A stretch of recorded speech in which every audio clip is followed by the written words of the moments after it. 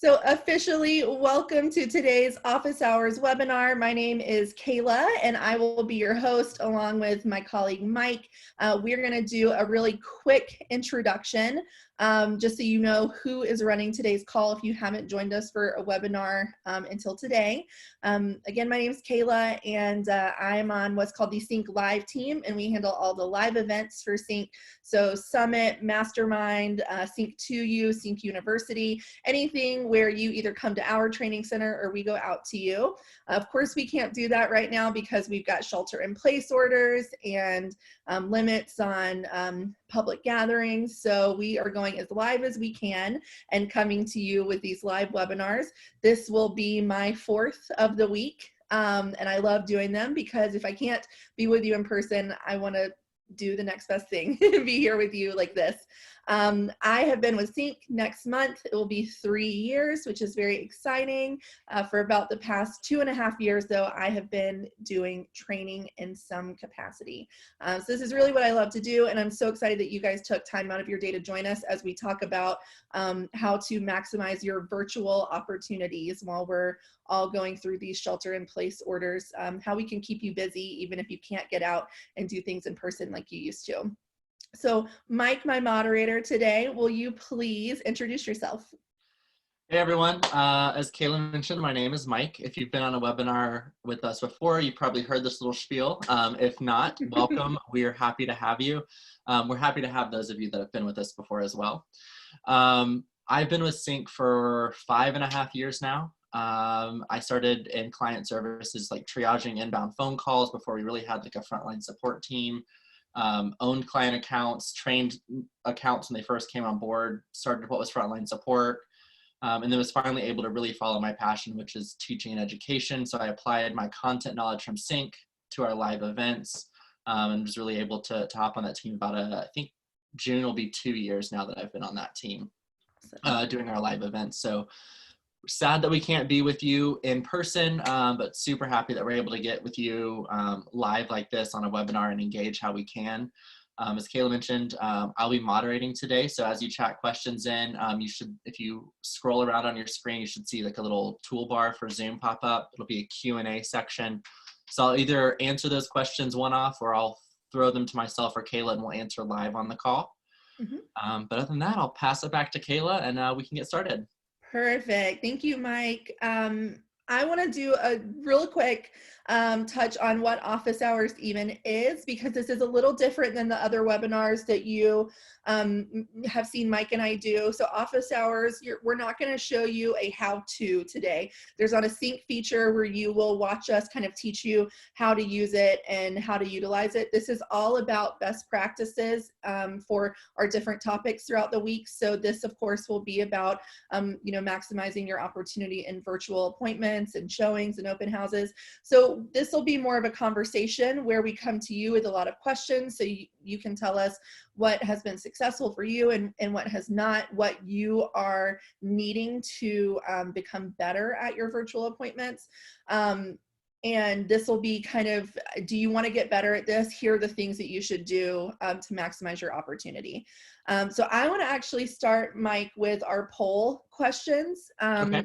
So Mike is going to launch a poll so we can see how many of you with us are already doing virtual appointments and how many of you have done virtual consultations. So our first poll, have you done a virtual buyer or seller consultation yet? You can say that you have not done one yet, you've just done one, you've done a few, or you can say, I don't know how to, which is totally valid. And then a virtual showing. Have you done any of those yet? Have you done one, a few, or you're not quite sure how? I totally believe in vulnerability. That's the only way that we get better. So if you have not done one yet, please let us know, because that'll also let us know how deep we need to dive in some of our conversation today. And we're getting a lot of good results. Most of you have done a few, but we have a healthy number that have not done one yet. And some people that say they probably haven't done one yet because they don't know how to. So you're in the right place. Even if you've done a few, you're going to have some really great takeaways from today on how you can make those even better going forward. Especially if you are thinking, I don't know where to get started. we'll talk through that. Or I haven't done it because I don't know the right platform to use, we'll talk about that too. So we'll leave that poll up for just a few more, maybe 30 seconds or so, because we've got about 80% of the people that have voted. So if you haven't yet, go ahead and put your vote in there so we know what's going on with you guys. While that's going on, let's hop into what can even go virtual. I know that when our shelter in place orders kind of came out, we were all really scared about how am I going to continue to run my business. Maybe you had a listing you had just taken, or you had active buyers who were getting ready to make an offer, and we were scared that we would lose the ability to help those clients through the process. And then we were afraid, well, how do I prospect now that I'm not able to meet people at Starbucks or at my office or at their house for a listing appointment? These are all the things that we have learned can go virtual. Some of us have been doing these things virtually for a while now. Some of us haven't. I feel like even when our shelter in place orders get lifted, people may still be kind of wary on going to big open houses where you don't know who's walking through the house. People might be wary about going out, to a coffee shop to meet. So I want to just make a kind of a differentiation here of the different things that you can do virtually, because I've heard some people use these terms interchangeably and they're all a little bit different. So I want to make sure we're all clear on how these virtual appointments are different. So as we use these different terms throughout today's webinar, you'll know exactly what we're talking about. So when I talk about a virtual tour, that's going to be something where you are physically touring a home. And a lot of people have already been doing these, but a lot of people were filming them instead of doing them live. And I feel like now we have a great opportunity to do those live. So virtual tours are going to be great for new listings, especially to get more eyes on those. But it's also going to be great for listings that you maybe have had for a while that you want to get those more eyes on as well, of course. Those virtual tours are going to be something that can be live or pre-recorded. And then of course, there's something that you can do for multiple people at a time. Whereas a virtual showing is going to be one-on-one with prospective buyers. And that virtual showing can either be done by you, the agent, or by the homeowner themselves, if they, for example, don't feel comfortable with someone coming in the house. Virtual open houses are exactly what they sound like. They're going to be scheduled in advance, but then hosted live. So as you tour the home, you can have people asking questions. I think that this differs from the tour a little bit because most of those tours will be recorded, whereas the open house would be live. So both other agents and prospective buyers could come in and view that. And then virtual appointments are going to be our buyer or seller consultations where we've maybe set an appointment on the phone and now we need to dig a little deeper and have that typical consultation that we would do in the office or out at a coffee shop, only now it's going to be done over one of our several platforms that we'll talk about in just a moment. So as you hear me use those terms today, they're not really interchangeable because there are some stark differences between the four. Really quickly, I'll talk about our poll results. So asking if you had done a virtual buyer or seller consultation yet, we have 48% of the people on the webinar that have not yet done one. 19% have done just one, 24% have done a few, and then 10% of us are saying we don't know how to. So you're absolutely all in the right place. In terms of a virtual showing, 57% of us on the call today have not done one yet. 14% have done one, 19% have done a few, and then 10% don't know how. So I love to see those results because number one, if you haven't done one yet and you're not sure how, you're in the right place to learn. And if you've done some already, you probably have noticed that some of them can have hiccups that come along with them. So this will help you iron out any of those kind of wrinkles that have popped up for those in the past. So let's talk about the question that I feel like I've been seeing the most, Mike. You maybe have seen, some of these questions too on some of your other webinars you're doing about what platform is good for what service or what type of appointment. So we're on Zoom right now. So you're all familiar with Zoom. This platform is really great for those one-on-one appointments where we're doing that consultation. And it's going to be great for open houses where we want people to be able to come in and ask questions so we can engage with them. I also think that Zoom is great for open houses because you can require registration. And if we want to be able to track and follow up with the people who attended, we want them to be able to register. I think if you've successfully done one on Facebook Live, that's awesome. And let me know how your experience was with that. But Facebook Live does not allow us to track who attended, and it definitely doesn't allow us to register or even kind of pre-advertise for that. We can't, for example, share a link saying I'll be on this Facebook Live link tomorrow at 2 p.m.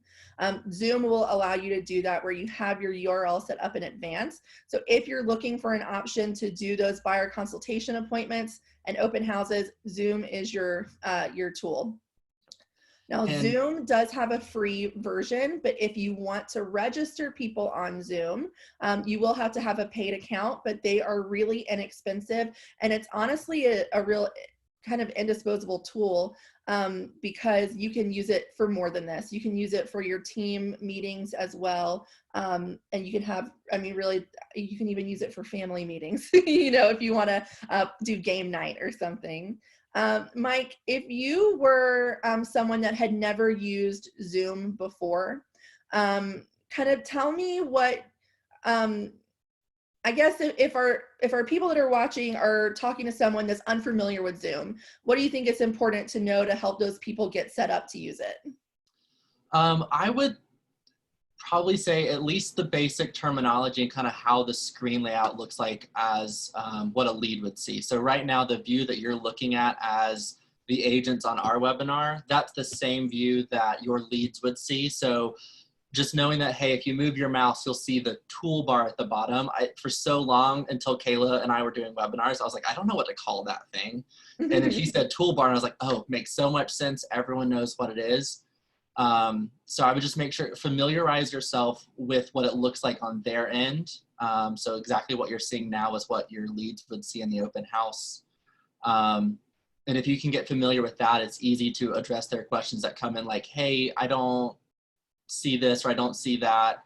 Where do you ask questions? So being able to guide them to the Q&A section, being able to, host a poll, point those out.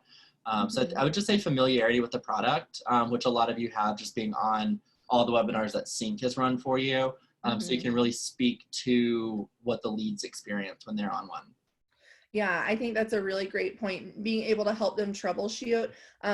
Doing some research for today, I also saw that a lot of us are more familiar with downloading a phone app than we are doing something on our computers at this point. So if you do have someone that you're afraid might struggle with that, you can definitely let them know that Zoom has an app for your phone. And that can be a lot easier for some people to open that app and view it that way. So they can do either one, whether you're on your computer or on your phone, they can join from either location. And that's one thing too, looking at sometimes apps, they're a lot more user-friendly than desktop versions. So people are absolutely fine to log in with the app. It's a free download. They just have to have your meeting code. So that's great as well. Yeah, and Tiffany put in a great point that I forgot to mention, that you can actually, when you have your paid Zoom account, you can do a live meeting like we're doing now that simultaneously broadcasts over to Facebook Live.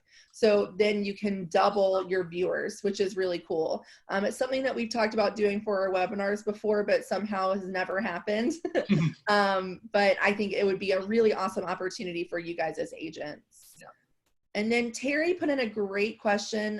What are some, what about the concerns that have popped up for security with Zoom? So I'm not sure if you guys have heard in the news, but there is something, I think they're calling it like Zoom bombing. where someone can essentially hack into your meeting. I personally have not experienced that, and I haven't spoken to anyone that has. One way you can cut down on that is in Zoom when you're setting up your meeting. In other words, when you're saying, you know, I'm meeting with Mike on this day at this time, and you're kind of creating or scheduling that meeting in Zoom, you can do what's called generating a unique meeting ID. So instead of sending them to your link that might, this is just a, you know, a very basic example, it might be like zoom.com, you know, /Kayla or whatever. If it was me, it would be a unique code only for that meeting. So in other words, zoom.com/ and then it would be like 9 numbers because it's unique to that meeting that we just scheduled. That's going to be the easiest way to make sure that doesn't happen.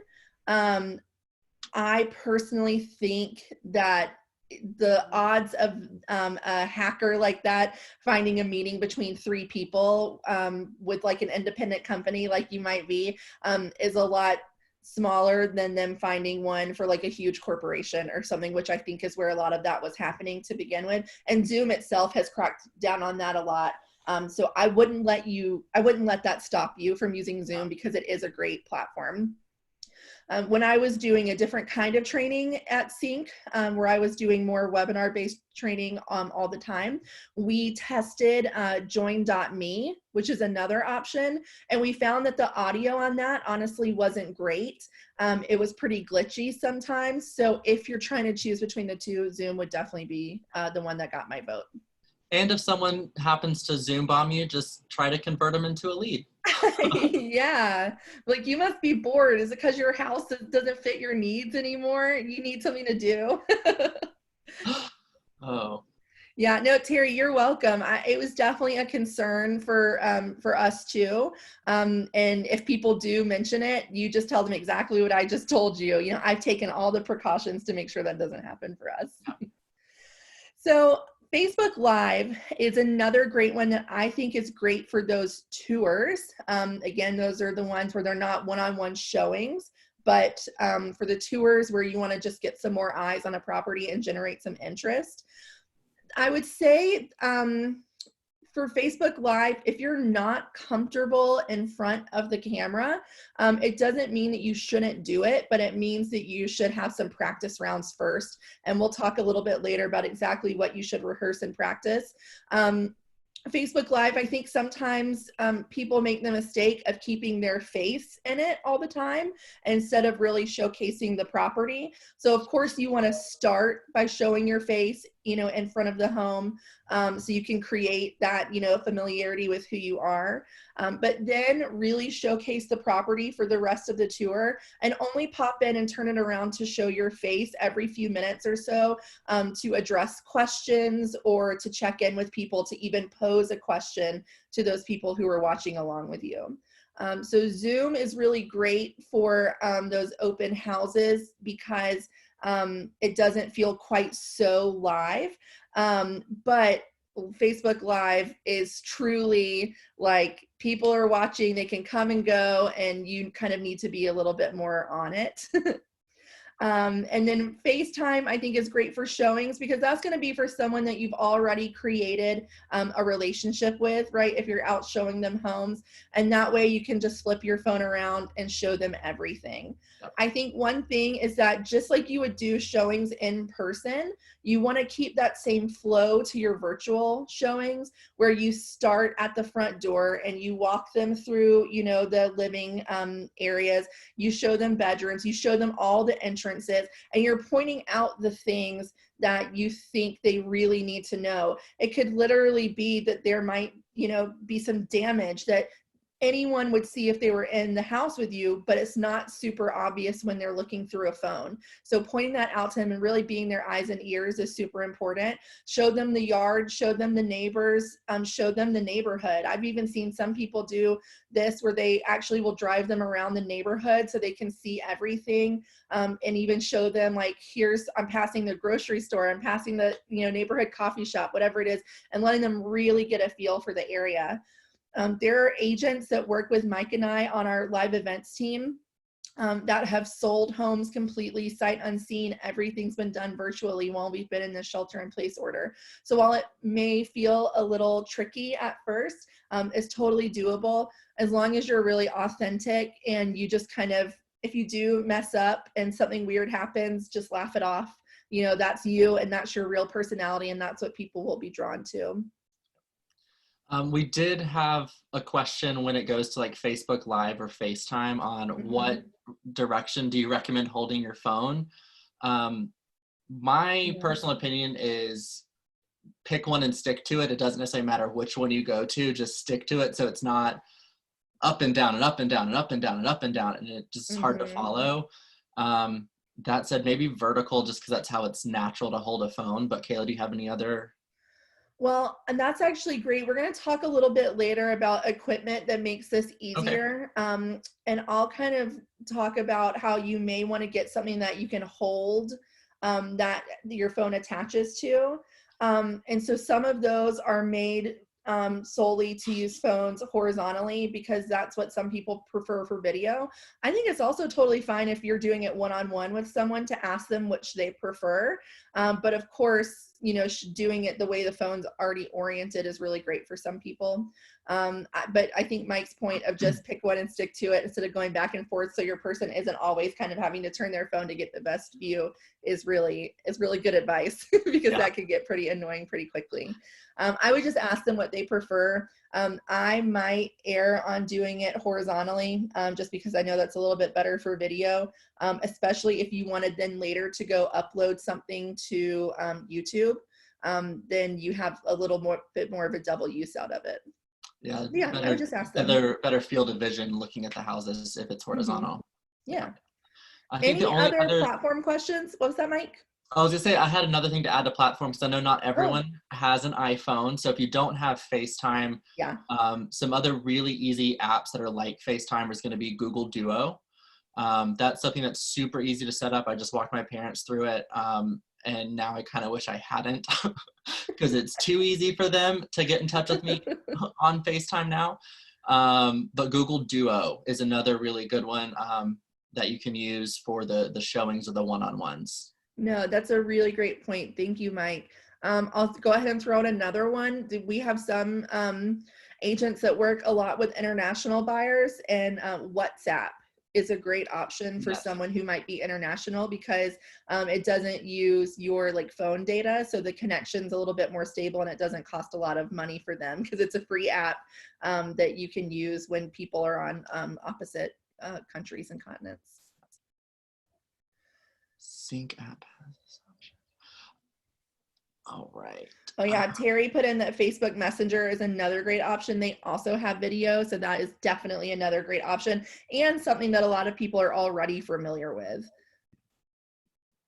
So Patricia asked, does the CINC app already have this option? And it doesn't. What CINC will allow you to do is schedule these types of live appointments or video kind of chats, but we allow the lead to select which platform they prefer. And I have a little slide planned on that near the end, so we'll go a little bit more in depth on that. But great question. So let's talk about getting prepared right before you hit record, or if it's, you know, live before you hit that publish or go live button. Creating a presentation for those buyer and seller consultations is super important. Just like I created these slides this week after, you know, doing my research and talking to agents. You should have the same sort of presentation ready for your buyer or seller consults. Of course, if you are doing a live showing or tour, you wouldn't have that, but your presentation in that sense is what order am I going to walk the house in? You know, what features do I really want to showcase? Especially if it's a one-on-one, you know, showing, you know what this person's really into. What features do I want to highlight? You also know what they're really not into. So what do I want to point out that may be a deal breaker to them?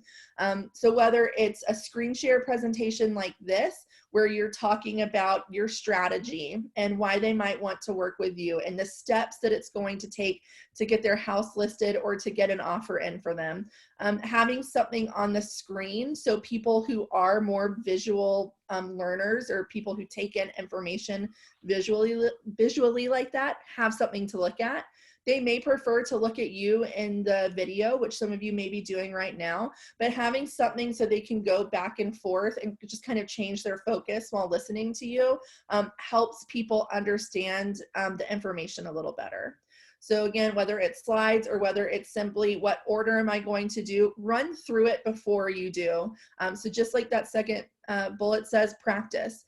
Log in and have a test session so you make sure that your screen share works correctly, you make sure that your audio works correctly. So I would have a friend or a family member log in as your lead would, and just check all of that. Can they hear you? Can they see your video? Can they see your slides? As you're walking through the home, is there a dead spot where the connection isn't great and you may want to kind of change your route a little bit? Doing that is going to really help you make sure that everything is super polished. Of course, weird things are going to pop up. That's totally fine, but you don't want it to be something that you could have fixed before. Let's see, Terry's asking us a question. What does that one say, Mike? She's asking if you use PowerPoint for the presentations for your webinars. Yes, I did use PowerPoint. I don't use a PowerPoint template because I prefer to find a photo that kind of works with the content of the slide. But it's really easy to use a template. But of course, you can customize it to your brand and your team.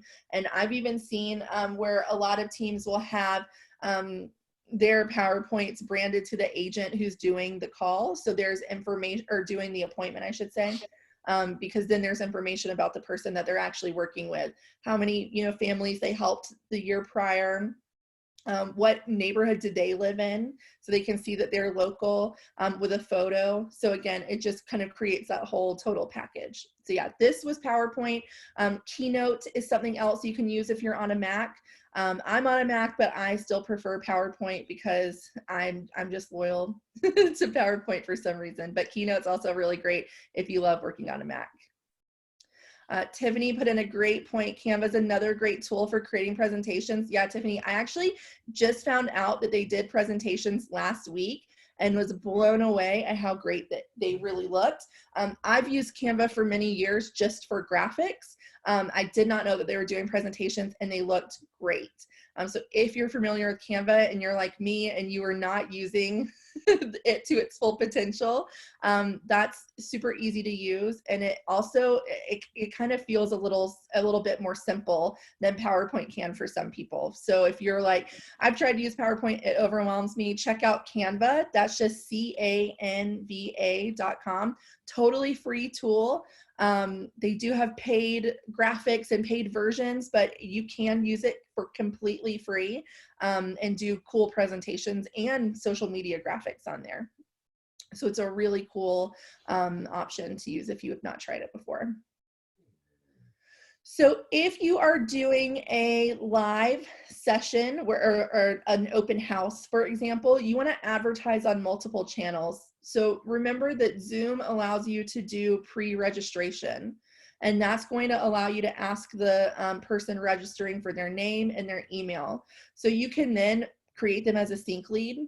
I would assume that you could maybe even use Zapier or Zapier to maybe pull them right into your CINC site. I don't know, but it seems like it could probably happen.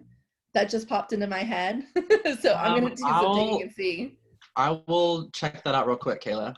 Yeah, I'm just curious. I should have thought of that beforehand, but it just popped in my head. You can, of course, if it doesn't work, not to put an idea in your head that doesn't work, but if it doesn't work, you can always just, add them in as a new lead manually. But it is cool that you can then follow up with them and ask them exactly what they thought of the house with an email or even a quick text if you collect their phone number. That's really cool. So advertise on multiple channels. You can advertise on Facebook, but I will kind of throw a caveat in there that Facebook does not like to show posts that include a link to an outside website. In other words, if I posted a link for Zoom, Facebook organically would not show that very well because they want to keep people on Facebook and they don't want to draw people to posts that are going to take them off of Facebook because then they lose their ad revenue. So we love Facebook very much, but there are some limitations. So don't be afraid to boost that post with a few dollars, making sure, of course, that it meets all of their standards for advertising in real estate, which they will reject your ad if it doesn't meet that. You can also then advertise on any social media. People have seen success advertising in their stories lately because more people are watching stories since more people are at home with more free time. Of course, you can also advertise on LinkedIn.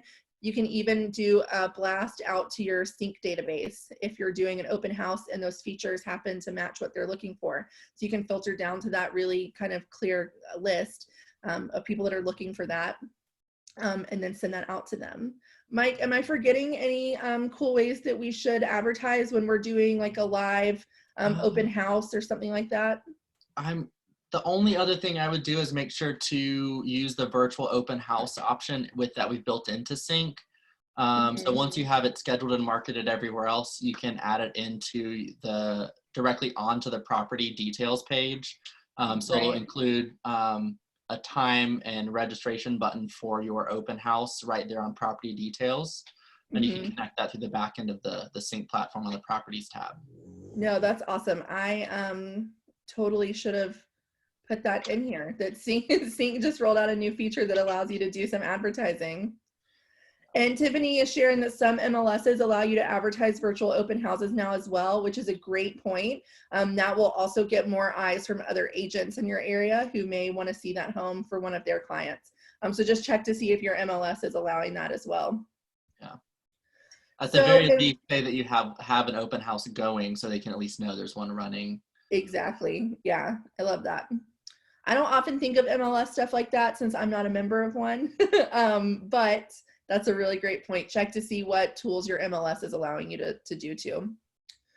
So enlisting help from your team or family, Mike and I would not be able to do our webinars without each other. If Mike's hosting, I'm moderating and vice versa. It's really hard, especially when it's live, to host, run your presentation, answer questions, check the time, and just make sure that everything's working. So it's really important.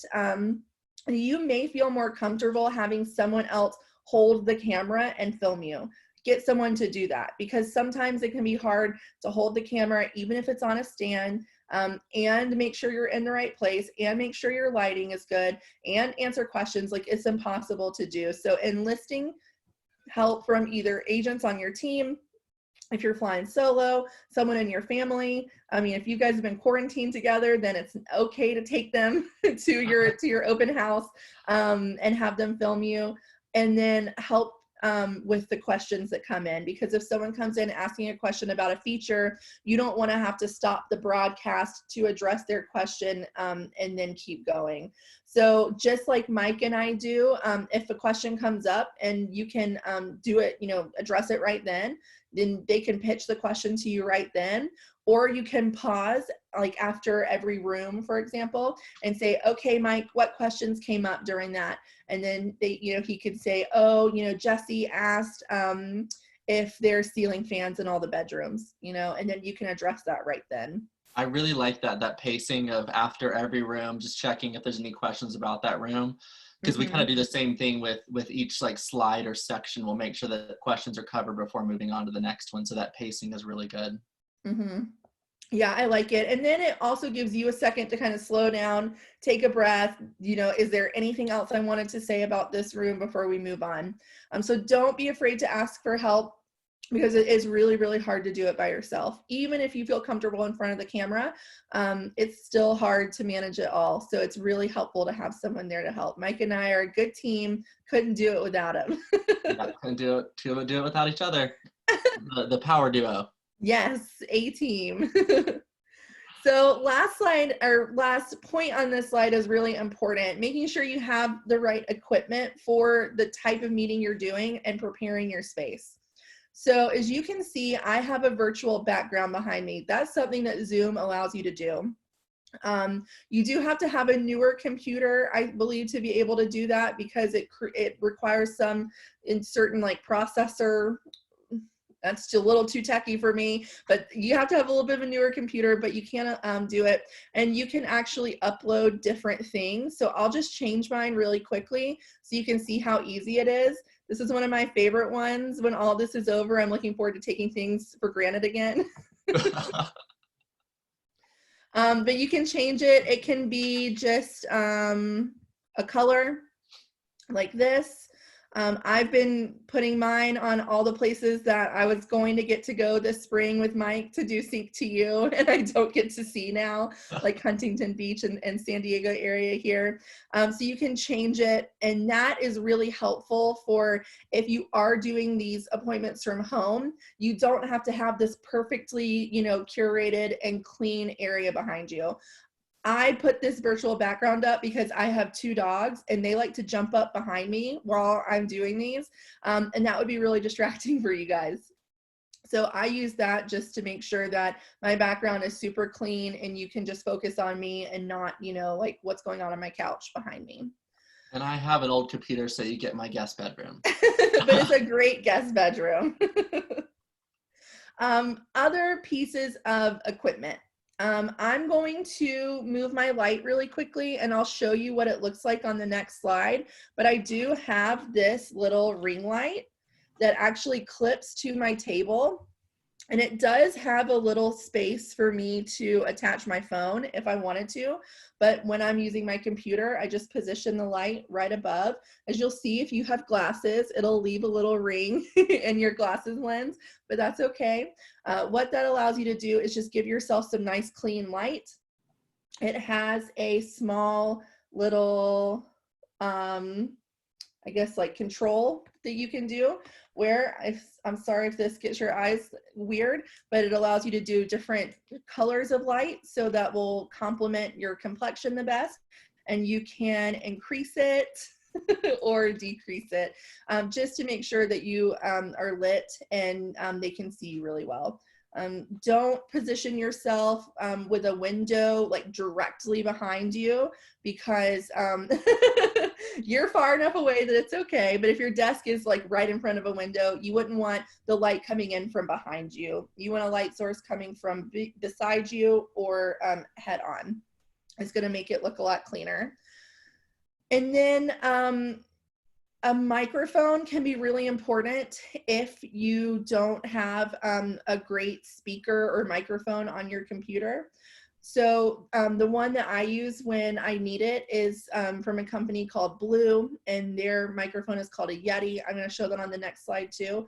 But you can also use Bluetooth headphones and headset like you would to make calls, or you can even use if you're an Apple user, use the little earbuds that have the built-in microphone on it. Either of those work really well. And you're going to find out if you need one of those when you do your test session.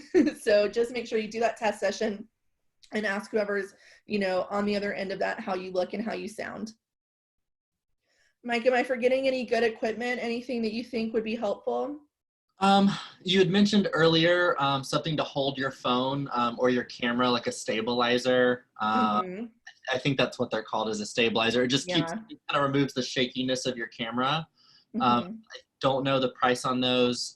You have the ring lights like Kayla's. They also make some smaller ones that just clip on your phone if you're not going to go out and get a lot of equipment for this.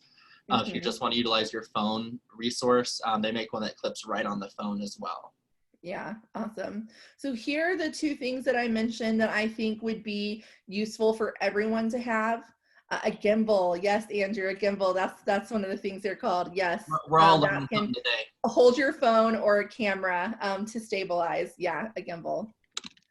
The guy Ross that does video on our team, he's gonna laugh at us for not being able to know that name because he travels with one to every event. So this blue Yeti mic, it's not blue because of the color. Obviously it's silver. It comes in lots of different colors. Blue is the company name. Yeti is the type of microphone that this is. It's a USB microphone, so you can use it with any computer as long as you've got a USB connector. If you're on a Mac like I am, and It doesn't have USB connectors. You can just have like a little attachment that allows you to use USB connectors. This allows you to do multiple sound sources, so you can have sound from all around. So this is also great if you have multiple people and you wanted to record like an interview with someone, for example. So if you are interested in doing, further social media posts, this microphone's really great. I think it's like $130 and it's really easy to use. I think it's a good investment. And then this is an example of something you can do for kind of to hold your phone.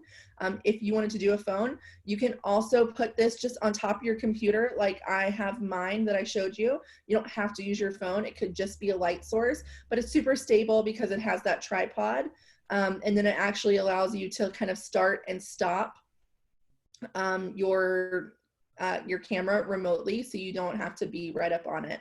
And as you can see, it shows you that it's got the 3 different shades of light as well, so you can just make sure that it really complements you. This one I just found on Amazon, and it was pretty inexpensive. There are lots of different options on there, and you can search for a gimbal as well. Thank you, Andrew. If you're looking for something that maybe doesn't have the light, but just gives you the option of something to hold your phone. So both of these highly recommended, and they're relatively inexpensive if you're looking to just take your meetings kind of up to the next level. So I did want to take a quick moment to talk about how to request a showing on CINC. This is one of our newest features that we rolled out in response to COVID. And Mike has actually been presenting this on our webinar. So Mike, I'm going to pitch it to you and let you talk a little bit more on this one. Yeah, absolutely. So when everyone started getting locked down, we wanted to make sure you had a way to connect with your leads without having to tell them that you had a way to connect. Like you're obviously going to see showing requests go down that are in person. People are kind of locking down. So we rolled out this video chat feature. It's live on the public website, which is the consumer side, as well as the EDA app, which is the consumer app. So whether they're looking at a home on the desktop, laptop version or the EDA Homes app, they're going to see this option where you would typically request a showing. It'll now have an in-person option, but we've added the video chat. So you'll select a date, click on video chat, and I think there's 7 video chat apps that are like the top 7 that people are most using, and they can let you know what apps they have access to. So either you can reach out and let them know that, hey, I don't have access to that, but I do this, or you can download and kind of learn the new one. I believe it's, the big ones are FaceTime, Google Duo, Google Hangouts. I think Zoom is on there. Zoom, Skype, I think one more. But if you click on that option on your public site, it'll pull up all the ones available. The showing request comes in the exact same way as if it was requesting a normal showing. So the notification isn't going to change. The content of that message is going to change because it's going to include not just the date and the property that they're interested in requesting a showing for. It's also going to include what their preferred communication method is. And then you would just handle it as normal because obviously you're not picking a specific time when they request a showing. They're just saying, hey, I'm available this date. Your conversation would be the same, either confirming the date works and picking a time or changing the date. The only additional conversation would be around which video chat app is going to work best for the both of you. Perfect. You mentioned the EDA app, and we rolled out some really cool EDA updates today too. So if you have a test lead in your system and you want to go check that out, I recommend that you do. Log into the EDA app with a test lead information, not with your agent information that you use to log in. But yeah, this is live on EDA and on your website that your leads look at. So I think this is really cool.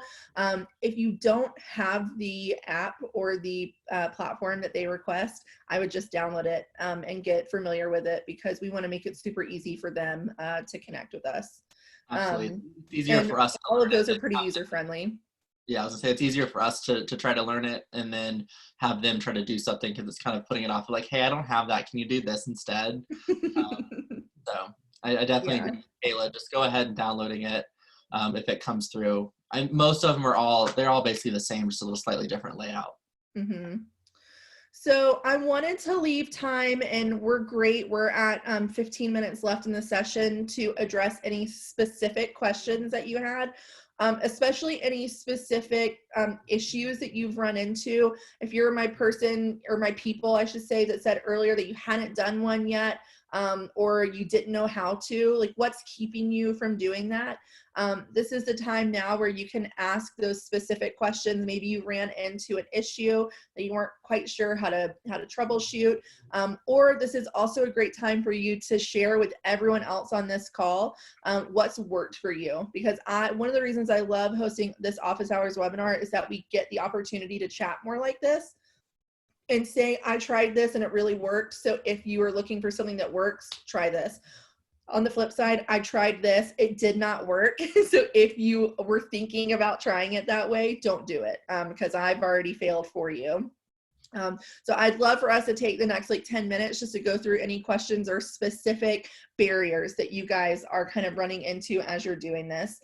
It could be about equipment. It could be about what needs to be in my presentation, anything that you guys are curious about. And if you're typing in a question and you're afraid that it might just be a little long and we might move on before, just raise your hand. Again, on that Zoom toolbar, you've got a raise hand option. And if you just click it, Mike and I will know that you are typing in a question for us.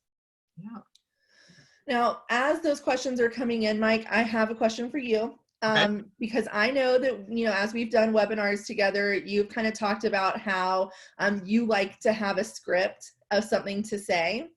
So as a person who doesn't feel super comfortable improvising, how would you kind of start?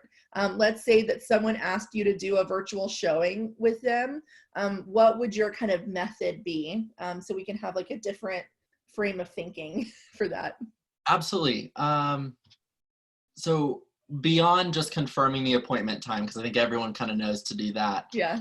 I would really look at, okay, when I had the conversation around getting that showing time set, kind of looking at the properties they viewed, kind of seeing, okay, what are the highlights of this house that we're going to be doing the showing on? What do I think kind of fits in based on the conversation that I've had with this lead?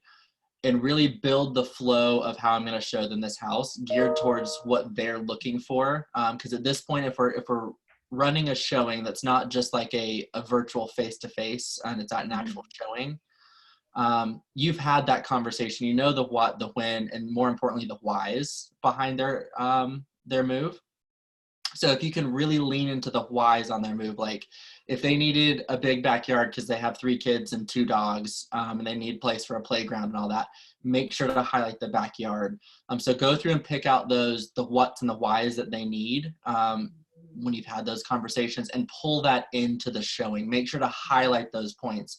1, it's going to sell the home more to them. And 2, it's going to show that you've listened to them in the past. You know what they want.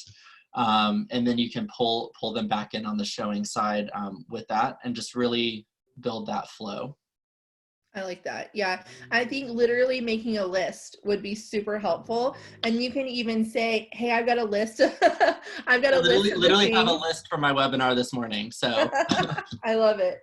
But even I think if you think you want to refer to that list as you're walking through, I would simply tell them, hey, I jotted down the things that I know you're really going to love about this house, and I'm just going to refer to this as we walk through, because I want to make sure I show you everything. That would be really great. That makes you human. It makes you human with them. It allows you to know that, hey, I'm not just some sales robot on this showing. But it also shows that you're listening to them. You know what they want and what they're really looking for. So it helps build that rapport that you typically would have built in person, but building it virtually. Yeah, I love that. So one thing that popped into my head a few minutes ago that I wanted to address before and I forgot, and then we'll get to some of these questions, is when you're doing a virtual appointment. So let's say I'm the agent and Mike is, my client that's coming on to meet. I want to really run that just like I would in person. So I wanted to kind of touch on what you should have in your kind of presentation on the screen like we have here. I think it's really important to have an agenda so Mike knows exactly what to expect. So I think starting that out by saying, okay, here's the goal of today's, meeting. I'm going to make sure that we touch on, what the process is going to look like for you. Talk about your virtual buying program and let them know, like, it seems like this kind of virtual buying situation is new, but we've actually been doing it for years, and letting them know that you've done these types of appointments, you've done these types of sales before is important, but letting them know exactly what it's going to look like. Hey, we're going to use DocuSign or eSign for everything. You can even have your lender come on and talk about how they're going to get the paperwork from you, and how they're going to get all the signatures that they need. Talking about how they might have an online portal where all that happens, talking about how you can get all the signatures virtually, how you may need to have something notarized, and you have a notary that can come out to their house and do it right there. Kind of taking away those points that may be like an anxiety producer for some people, because they're like, I don't even know how you get this done without being face to face. Let them know that you've totally done this before, that you're going to walk them through every step, but letting them know what those steps are. First we'll do this, then we'll do this, and then the next step is this. And just getting their agreement on each step. You may hear some objections of, well, do you think that house prices are going to drop? Because I think that they might. Letting them know, I'm an expert in this market and here's what it's showing me. This is a great time to make an offer because there's not as much competition, because some people are going to wait. So if, the perfect house for you popped on the market, like, would you want to move on it? Well, I probably would. Well, this is a great time because interest rates are low and we're not seeing, bidding wars like we used to. I think just laying out those points is super important, because this is something that you may feel really comfortable with, but it's probably brand new to them. So just making sure that you can lay all those out in your presentation is really important. Kevin asking if we can get more on a listing appointment. I think it's really similar. So for a listing appointment, I would just do the same thing, only telling them, how showings will work on their home. So you're still walking them through the process of, here's how I get your signatures. Here's how I'm going to get photos. I may come out and do, I will come out and do, a virtual open house for people. I will do this. Every time I come to your house, I'll be protected. I'll wear a mask, I'll wear gloves. Some people have even been wearing booties, over their shoes, just whatever can make them feel more secure in you coming into their home. And then letting them know that I will keep you updated every step of the way. We can use Zoom every week to do a quick check-in. So I can tell you exactly what's been happening on your home. I can cover stats with you. So really it's very similar to that buyer consultation. It's just flipping it, letting them know, how am I going to get your signatures? How often will I be at your house? How am I protecting you by protecting myself when I'm at your house? And just letting them know what that process looks like. How do they accept offers? Will they have to have someone in the home clearing that all out for them? And so Kevin also asked, should we have the seller give a tour of the home or schedule a home tour or schedule an in-home tour? I think that's really going to depend on how comfortable that seller feels with having you in their home. And I think as long as you tell them, I've been taking all the precautions that, the CDC recommends, I've been, in quarantine, or I've been self-isolating. No one, in my home has had symptoms. I will check my temperature before I come see you. Letting them know those things will probably make them feel better than for having you come out, and just take it seriously, because this is still a serious situation for many people and in many areas. So take it seriously, tell them all the precautions you're going to take. And I would say, don't pressure anyone. And that goes for sellers or buyers. If they're truly not comfortable with something, you can present the opposite side to them, so they have all the information that they need. But the second you start pressuring and saying, well, it's okay if I just come out for 10 minutes, that's when it can start to feel more like a sales pressure instead of, hey, I want to help you however I can. So I think as long as we come from a place of service and, explaining every step of the way, you're going to have people be a lot more open to kind of entering into that process with you.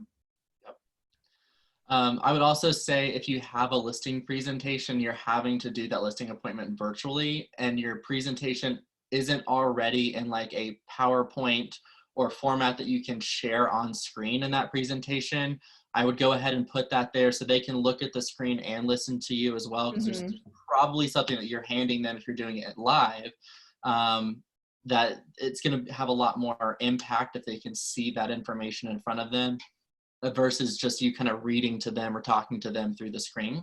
Yeah. But I would convert your presentation if it's not already in some kind of format that can be shared on screen. And then again, as Kayla said, just kind of like go with what the seller is looking for as far as being in the home. If they're okay with you coming out, go to their home if you're okay with it. And then if neither of you or one of the parties is not okay with being in someone else's home right now, just ask them to do it virtually.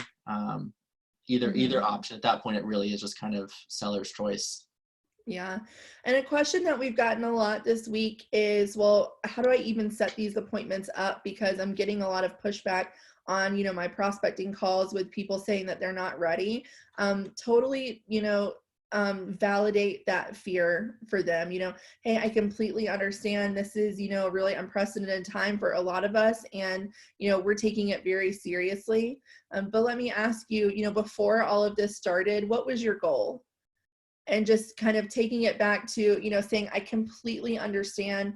You can even say like, I'm not going to ask you to go out and, look at or put offers on homes tomorrow. But I'm curious, or, let me ask you, before all of this started, what was your goal? And then getting them to kind of think back to what the, ultimate goal was before this, huge, scary wrench was thrown into their plan. Then you can really start to find out, like Mike mentioned earlier, their why or their motivation. And you can really then address that by saying, that can still happen. The process may look a little different, but I'm here to advise you every step of the way. That's my job. And that's why I got into this profession in the first place. I love to help people accomplish those goals. And here's what that process would look like for you. And just laying it out, we can do digital signatures, we can do digital appointments. And, how does that even all sound to you? And let them tell you if they have any fears. And all you can do is tell them, the truth, and advise them as best you can. And if they're not quite ready right now, that's okay. Staying in touch with them and updating them on how things are changing or homes that come on the market, them being able to make an educated decision and knowing that you weren't just hungry to get out there and like get them in the car and go look at homes is probably going to make them feel a lot better to move through to that next step with you. So that kind of addresses all of the questions that came in. Mike, do you have anything else that you want to add? Just kind of like some Jerry Springer final thoughts? The only really final thought that I had is while you're out there, like people are going to be nervous talking or trying to set appointments. They're going to have that pushback of, well, I'm not really making a move right now because everything's locked down, blah, blah, blah. At the end of the day, those appointments don't cost them anything but their time. They're not locking into anything with you. And if you can have that mindset of knowing like, hey, I'm really not asking anything from them other than to meet and learn. If you can kind of present it in that fashion of you're not locking them into a commitment. They're not moving tomorrow in the middle of a pandemic. So just kind of like Kayla said, help ease their fears, be human, and be conversational with it. So that's another good point with your role playing is if you don't sound as scripted either. The role play and just kind of understand that you're not actually asking them to commit to anything other than having a conversation with you. Where you can come in and bring your expertise on the market and kind of ease those fears of what's shifting right now where everyone's uneasy. Andrew said Jerry actually hangs out in our downtown Starbucks in Sarasota. I love that. I would love to meet Jerry Springer. I watched a lot of Jerry Springer in middle school. You'll have to get him on our next webinar, Andrew. I know. He would do a good final thought for us. Well, my final thought is this, y'all. I actually bought a house during this pandemic. We closed on April 17th. We actually closed in less than a month.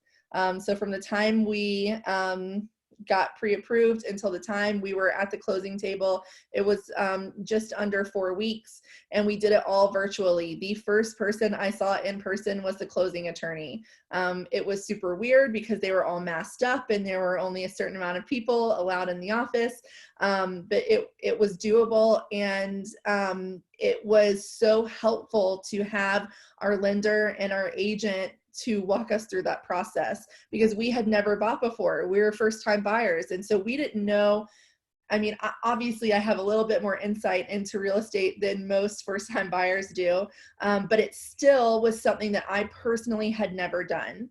It was still a process that had some mystery to me, just because, you know, I can help you guys set more appointments and I can help you use the platform, but I'm not out in the field every day like you guys are. So I say all that to say it was just a totally new experience for me and my husband. But we did it. We did everything digitally. We did a lot of phone calls.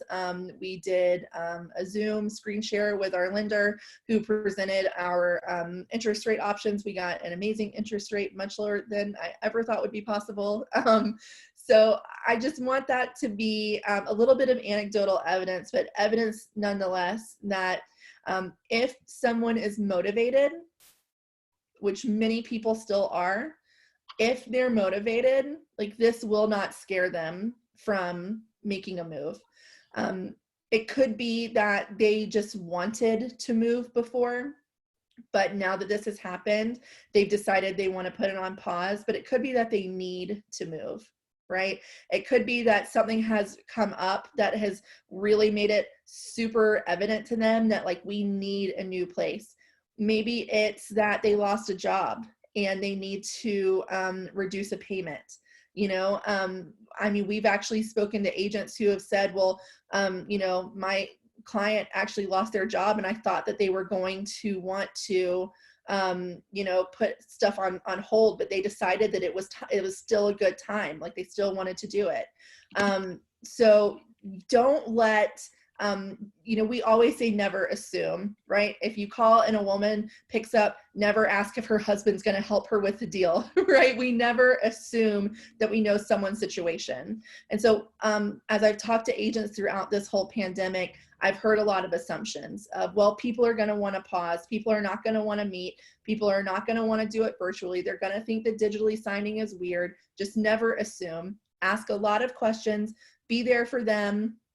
And just make sure that, you know, now more than ever, you're that advisor that can really take them from start to finish. It's possible and it's doable. You just have to put yourself out there, and you just have to, you know, make yourself aware of all your options that you have available to you. You did that today by being on the webinar. So just don't let it scare you from getting out there, because the things that you do today are going to help set you up for a good end of the year. We talked on our scripting webinar yesterday about, like, a year from now, you'll wish you started today. And I ended it by saying, you know, 3 months from now, you'll wish you started today. So, you know, don't just sit and wait for opportunity to come to you. Still prospect, still put yourself out there. Don't be afraid to, you know, let people know, hey, I totally understand your fears, but this is the reality. And they're either going to decide to go for it or not, but there's plenty of people who are going to go for it. So just make sure that we don't let our fears, you know, become what we think everyone feels. I've been very scientifically minded and staying at home and wearing a mask if I do have to go to the grocery store or something. Continue to do that, but just use these tools that we shared with you today to help make that process a lot easier for you and for your leads. And Terry said, congratulations, thank you. And to make a quick video that we can share, because I'm a perfect testament that business can carry on. I'll think about that, Terry. I might have to do that. I think we've actually had 3 or 4 CINC people buy homes during the pandemic. And I've had a friend who just listed and sold her home and bought a new one, and then in Phoenix, and then another friend who sold a home and bought a home in Atlanta. So people are making moves. Like Kayla said, it might shift from the people who want to move, they might pause, but the people who need to move will always need to move. So there's going to be people out there, and it wasn't too long ago that it would be absurd to buy a car online. And now you have companies like Carvana that are doing it all virtually. You don't ever set foot on a car lot. So while that was an industry disruptor, not a forced change like we're going through with going virtual, but people do buy things virtually. I know a house is a much larger investment than a car, but you're still able to kind of get in there, see the virtual tour of the home, see the nicks and scratches on the house, whatever. And people are still making moves. So get out there at the very least, make those connections that'll give you the business afterwards. But you'll definitely, if you put those practices in place, you'll get now business. Yeah. Awesome. Well, as always, Mike and I are so grateful that you joined us. We could not do our job without you guys. Literally, we couldn't. Literally couldn't. Mike and I, of course, are always here to help, but so is everyone else at CINC. So please reach out to us if you need absolutely anything, whether it's a follow-up question about today, or it's just a question about CINC, or just I need help. Tell me where to start. CINC is super committed to helping make sure that everyone that's a part of the family is as successful as possible. So don't go it alone. Reach out and let us know however we can help, because that's why we're here. We really are, we want to make sure that we continue not only just to innovate and come up with the new features that you guys really need, but also just to be here to help you if you feel a little lost. So just reach out to us. Bit of housekeeping, this was recorded and it will go out to everyone who joined us today. So thank you so much for joining. All your questions, all your feedback and engagement has been awesome. And check out cincommunity.com/webinars, because we have a whole new schedule for everything happening in May. So I really hope that you will join us. Again, that's cincommunity.com/webinars. Mike, any final thoughts? Final thoughts. We talked about practicing your virtual tours or chats or any of the virtual stuff you're doing. Like Kayla said, use your friends, but you can also rely on the CINC community. Go to Facebook, ask if anyone wants to role play. I mean, other people, other clients and other people in the CINC community are going through the same thing you are. So get on them and role play. Practice doing the virtual showings with each other. And get really into that, kind of get used to that muscle memory of a virtual showing with other people who are going through what you're going through. I love that idea. Yeah, check out, it's if you're a CINC owner, it's the CINC Owners Mastermind group on Facebook. We'd love to have you and hear those types of questions there. And then the CINC Agents group if you are not an owner. But both places are great resources. I love that idea, Mike. Yeah. All right. Thank you, everyone, once and for all. We really appreciate you. Be safe, be kind. We'll see you next time. Bye. Bye.